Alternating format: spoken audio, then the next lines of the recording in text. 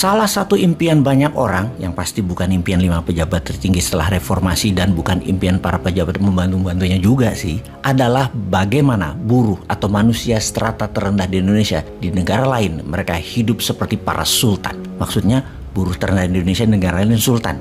Yes, iya benar. Kita ke catatan sejarah. Setelah negara penuh intrik di zaman Pak Karno diambil alih selama 32 tahun dipimpin dengan menekan dan otoriter oleh Pak Harto, maka setelahnya ada 5 pemimpin tertinggi dalam 24 tahun ini dengan 5 macam kabinet yang membantunya. Kita semua tahu karya mereka baru menghasilkan pendapatan per kapita sekitar US dollar 4.300-an. Baru menghasilkan pemenuhan kebutuhan akan besi yang hanya 50 kilo per orang, atau baru menghasilkan 300 watt daya listrik per orang, alias baru membangun 75.000 megawatt listrik. Di mana kita tahu sebuah negara dikatakan negara makmur adalah pemenuhan kebutuhan besi nasional adalah 1.000 kilo per orang per tahun. Dan negara menghasilkan 1.000 watt per orang per tahun, alias kalau dihitung dalam kebutuhan besi nasional, kita harus membangun kapasitas produksi 20 kali dari kapasitas terpasang sekarang. Power plant untuk listrik harus membangun 4 kali lipat dari kapasitas terpasang sekarang untuk dikatakan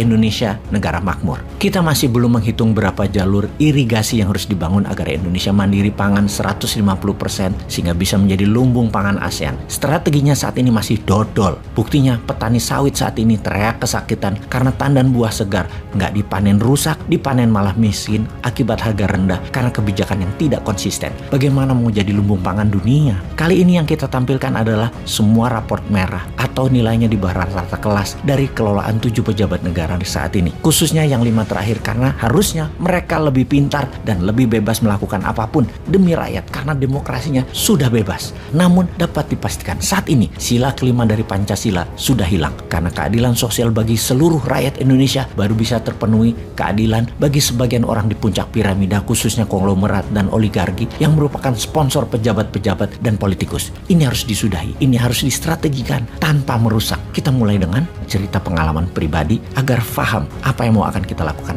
Minggu lalu saya ke Bali. Sebagai seorang yang untuk makan saya memilih tidak memakan makhluk yang dibunuh terlebih dahulu, alias saya bukan pemakan daging. Saya seorang vegetarian amatiran karena baru 10 tahun ini melaksanakannya menjadi seorang vegan atau menjadi vegetarian. Maka untuk makanan, Bali adalah tempat surga bagi saya untuk memilih menu di setiap kafe, restoran, masakan vegan dan vegetarian ada di semua tempat. Suatu sore saya mendapat teman baru di mana saya berdialog panjang dengan mereka karena mereka juga vegetarian. Mereka sepasang suami istri yang sudah tinggal di Bali menikmati pensiunnya selama 4 tahun terakhir ini. Setiap hari hanya menghabiskan waktu berjalan-jalan santai, menikmati hidup. Apakah dia orang kaya sehingga bisa hidup di negara orang dengan berkelimpahan? Mereka berasal dari Norwegia, sebuah negara yang pendapatan per kapitanya adalah 60.000 dolar. Namun dia bukan warga negara berpendidikan tinggi. Dia hanya buruh kasar di penggergajian kayu, sawmill di Norwegia. Gajinya hanya sekitar 30.000 dolaran setahun. Dengan standar Norway, dia bisa dikatakan warga negara kelas bawah. Namun, tabungan dana pensiun di negara Nordik cukup pintar kelolaannya. Bahkan individu seperti dirinya, selain punya dana pensiun juga punya investasi kecil-kecilan. Uang pensiun yang didapat dari asuransi dan tabungan pensiunnya, dia mendapatkan dana sekitar 2.000 sampai 2.500 dolar sebulan. Sebuah nilai kecil dibandingkan dengan rata-rata warga Norwegia yang nilainya sekitar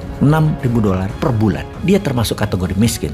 Tapi dia nggak tinggal di Norway, dia tinggal di Bali. Nilai segitu setara 30 jutaan rupiah. Sebulan itu sangat besar hidup di Indonesia. Penduduk miskin dari Eropa ini menikmati kehidupan makmur di Indonesia. Kok bisa begitu? Itulah yang disebut kekuatan ekonomi sebuah negara berdaulat dan peduli rakyatnya. Saat ini kita melihat diri kita sendiri, kita merasa makmur. Namun faktanya dalam strata ekonomi atas di Indonesia ini yang dikatakan penghasilannya katakanlah 100 juta per bulan, liburan ke luar negeri harus hitung-hitungan dengan keras. Apalagi kalau penghasilannya hanya 5 jutaan sebulan. Hanya nonton sinetron aja dan lihat YouTube tentang Eropa saja bisanya. Nggak bisa berwisata ke banyak negara untuk membuka wawasan dan melihat betapa indahnya dunia di tempat lain selain Indonesia. Kita tahu GDP per kapita Indonesia itu adalah 4.300 dolar alias pendapatan per tahun. Rata-rata pendapatan manusia Indonesia adalah sekitar 65 juta setahun atau 5,4 juta rupiah per bulan. Nilai itu beneran rata atau jomplang? Yang 10% pegang 70% harta, yang 90% penduduk rebutan sisanya yang 30% harta.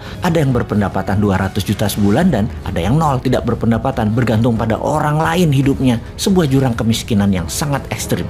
Jangan-jangan dari 280 juta penduduk Indonesia yang punya income, yang punya pendapatan, hanya 25%-nya saja alias 70 juta saja orang yang punya pendapatan. Yang 210 juta adalah yang numpang hidup dari 70 juta orang tersebut. Atau kalau ini dikecilkan, satu orang yang kerja untuk menghidupi 4 orang. Apa yang terjadi? Sekali lagi, apa yang terjadi kalau satu orang menghidupi 10 orang? Yang kalau dihitung, yang punya pendapatan hanya 28 juta manusia saja. Berat loh ekonominya kalau bergantung pada satu orang untuk menghidupi 10 orang. Kapan Indonesia pendapatannya bisa 60 ribu dolar per tahun? Kapan Indonesia situasinya membalik? Hingga pada suatu hari kelak, tukang cuci, buruh pabrik, pekerja kasar di Indonesia bisa jadi sultan saat wisata ke negara orang. Apa yang harus kita lakukan? Menurut Bosman nih ya, kunci pertama adalah pertumbuhan ekonomi berdasarkan produksi dengan tidak ada koruptor. Itu kunci nomor 1. Yang nomor 2 adalah menjadikan Indonesia negara hukum atau country of law, bukan country of lawyer. Menjadikan negara hukum yang adil. Siapa yang benar, dia menang. Siapa yang salah, dia dihukum. Kalau negara lawyer, negara pengacara,